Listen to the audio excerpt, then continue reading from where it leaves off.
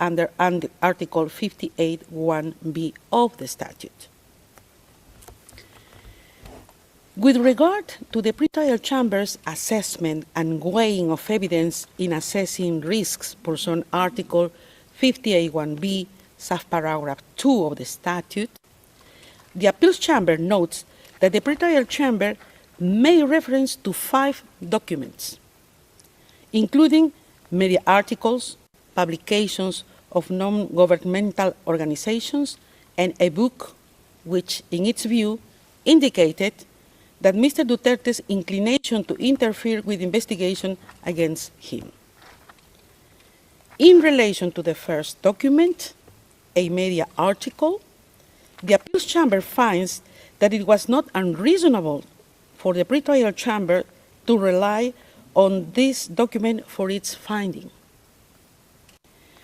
Whilst this document does not mention Mr. Duterte himself as being directly involved in briefing individuals, it does not refer to statements of close, it does refer to statements of close associates, including one where individuals would have been told to remain loyal. In any event, the appeals chamber observes that Mr. Duterte's alleged involvement in briefing individuals is but one of the factors that the pretrial chamber took into account to support its conclusions on Mr. Duterte's inclination to interfere with investigations against him. In relation to the other 4 documents, a book, 2 publications of non-governmental organizations, and a press article, the appeals chamber recalls that there does not exist in the applicable law of this court any impediment to use of newspapers, articles, or other public or open sources for the purposes of assessing the requirement under Article 58(1) of the statute.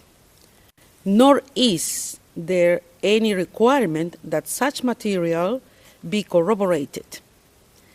Noting this, the appeals chamber considers that it is possible to discern how the pretrial chamber reached its conclusion on Mr. Duterte's alleged involvement in the threatening and taking of retaliatory actions against individuals opposed to him. In any event, the appeals chamber observes that this is only one of the factors that the pretrial chamber took into account to support its conclusion on Mr. Duterte's inclination to interfere with investigations against him, and more generally on the risk of Mr. Duterte obstructing or endangering the investigations or the court proceedings.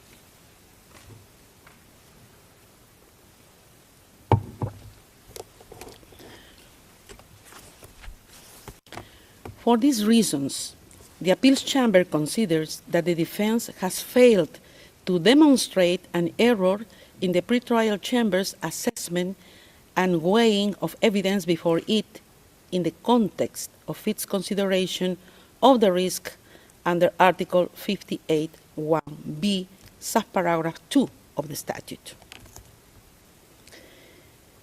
In relation to the pretrial chamber's reliance on the notion of a network of supporters, the appeals chamber recalls that it has considered that it is sufficient for a chamber to establish that it is possible that a suspect had the necessary assets to abscond, and that there is a risk that a suspect has the financial means to abscond on the basis of concrete evidence.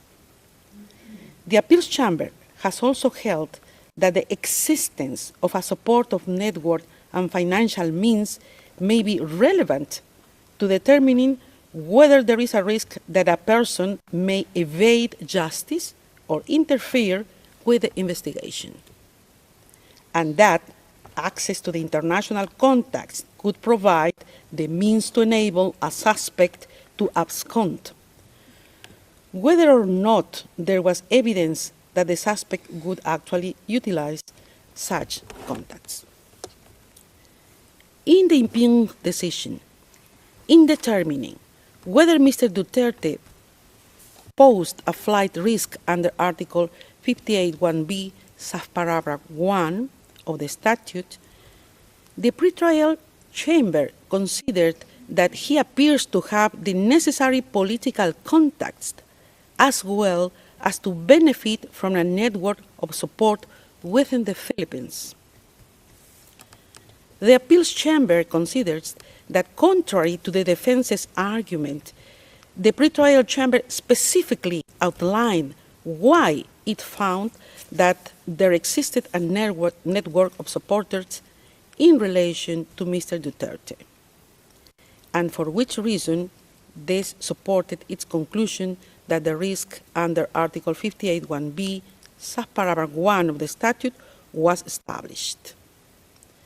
In the view of the appeals chamber, the manner in which the pretrial chamber undertook this assessment was case-specific, as it took into account the specific circumstances of Mr. Duterte, amongst others, his position as former president of the Philippines and his recent re-election as mayor of Davao City in May 2025. It follows that the defense has failed to demonstrate that the pretrial chamber committed an error in assessing and considering Mr. Duterte's network of supporters for the purpose of its examination of the risk under Article 58(1)b, subparagraph 1 of the statute. Further, under the first ground of appeal, the defense argues that the pretrial chamber's alleged reliance on irrelevant considerations led to errors of law and fact. Regarding the arguments on the assessment of evidence, and in particular, the defense's contention that a number of factors relied on by the pretrial chamber were irrelevant, the appeals chamber notes that when assessing the risk under Article 58(1)b, subparagraph 1 of the statute, the pretrial chamber relied on several factors in support of its finding that such risk existed.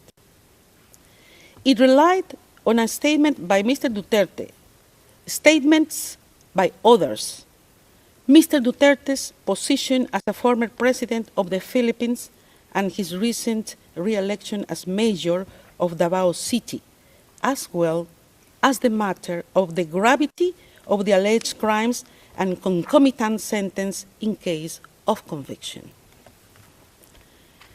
The appeals chamber observes that the defense does not explain why, in its view, these factors were irrelevant to the pretrial chamber's assessment. Without more, the defense has failed to substantiate that the pretrial chamber's reasoning and assessment were unreasonable.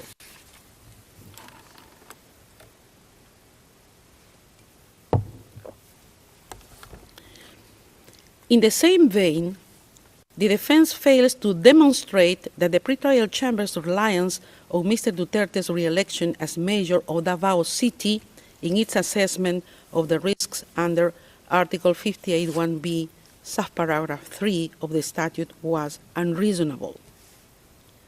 Moreover, with regard to the defense's contention that the pretrial chamber selectively cited facts and ignored others in the same items of evidence, the appeals chamber considers that the defense has failed to demonstrate how the fact that the pretrial chamber accorded weight to the statement from Mr. Duterte that it cited should result in the pretrial chamber's ignoring or attaching no weight to other statements. Regarding gravity and concomitant sentences in case of conviction, it is recalled that the appeals chamber has consistently held that these factors are relevant considerations in assessing the risk under Article 58(1)(b), subparagraph 1 of the statute, as these are factors that may increase an incentive of a person to abscond. In the present instance, the gravity of the alleged crimes and the possibility of a lengthy sentence was but one of the factors the pretrial chamber took into account in its assessment of risks under Article 58(1)(b), subparagraph 1 and 2 of the statute. And it looked at the specific allegations against Mr. Duterte. It follows that the defense has failed to demonstrate an error. Regarding the question of whether the pretrial chamber erred in fact by failing to give appropriate weight to relevant facts, specifically Mr. Duterte's health condition and its mitigating effect on the risk factors set out in Article 58(1)(b) of the statute as argued by the defense, the appeals chamber recalls that there is no provision in the court's legal texts that specifically provides for the interim or conditional release of a detained person on health grounds. Nevertheless, the appeals chamber has indicated that the medical condition of a detained person may have an effect on the risks under Article 58(1)(b) of the statute and may be a reason for a pretrial chamber to grant interim release with conditions. The appeals chamber considers that such a determination is necessarily case-specific. Contrary to the defense's assertion, nowhere did the pretrial chamber suggest that it was precluded from assessing the information about Mr. Duterte's health within the context of its assessment under Article 60.2 of the statute. Rather, it noted the reports placed before it and considered that they were unable to affect its finding on risks under Article 58(1)(b) of the statute. The defense has failed to show that the pretrial chamber's approach was unreasonable. For these reasons, having rejected the defense's argument under this ground of appeal, the first ground of appeal is rejected.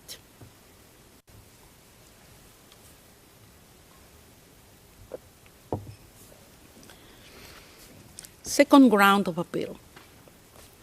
I will now turn to the second ground of appeal.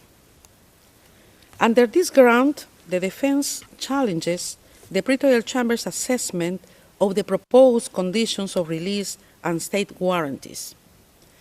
The defense argues that the pretrial chamber erred in law in failing to address the proposed conditions of release and state warranties.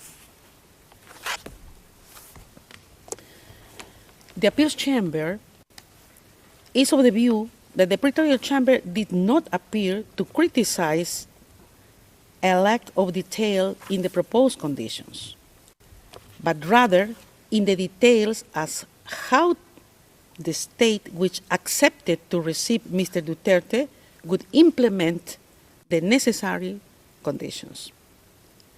The pretrial chamber did not consider release with conditions as required, but found that in the circumstances before it, the risks it had identified could not be mitigated by the proposed conditions. Moreover, the appeals chamber is of the view that the pretrial chamber was not obliged, as suggested by the defense, to seek further observations from the concerned state, because it did not envisage the possibility of release given the risks it found Mr. Duterte presents under Article 58(1)(b) of the statute. For these reasons, the appeals chamber finds that the defense has failed to identify an error by the pretrial chamber when addressing the proposed conditions of release and state warranties.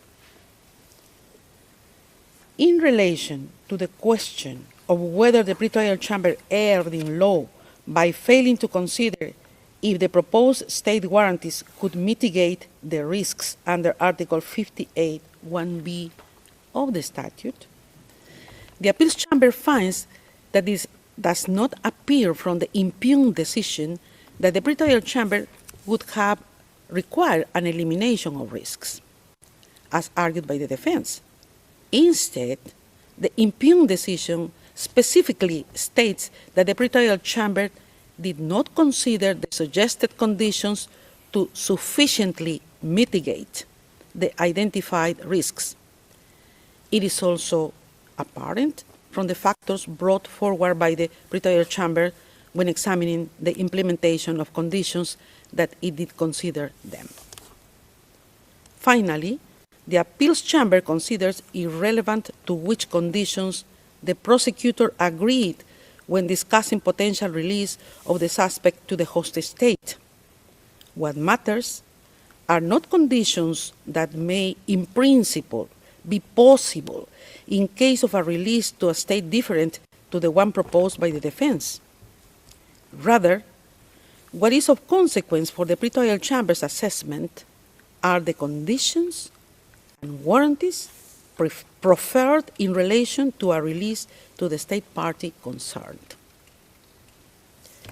For these reasons, the appeals chamber is of the view that the defense failed to substantiate the pretrial chamber's conclusions were unreasonable.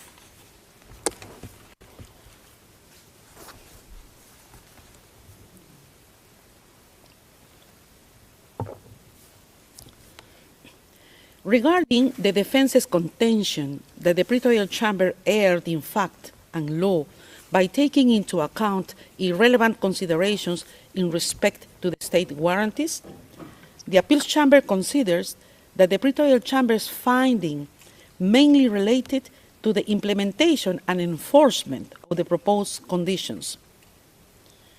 It considered the practical implications of ensuring adherence to the proposed proffered conditions in a situation such as the one at hand. It did so against the backdrop of having found that all three risks under Article 58(1)(b) of the statute were established. As such, it was reasonable for the pretrial chamber to examine how, in practice, the suggested conditions would be implemented. The defense has failed to show an error in this assessment. For these reasons, the appeals chamber considers that the defense has failed to show how the pretrial chamber erred in its assessment of the proposed conditions of release and state warranties. For the foregoing reasons, the second ground of appeal is rejected. Third ground of appeal.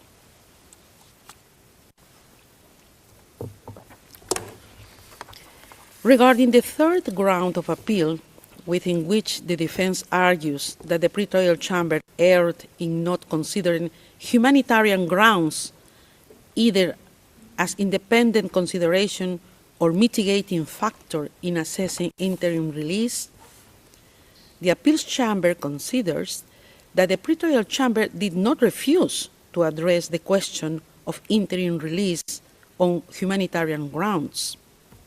Rather, it gave the reasons for which, in its view, the humanitarian grounds advanced by the defense were not sufficiently set out in the case at hand.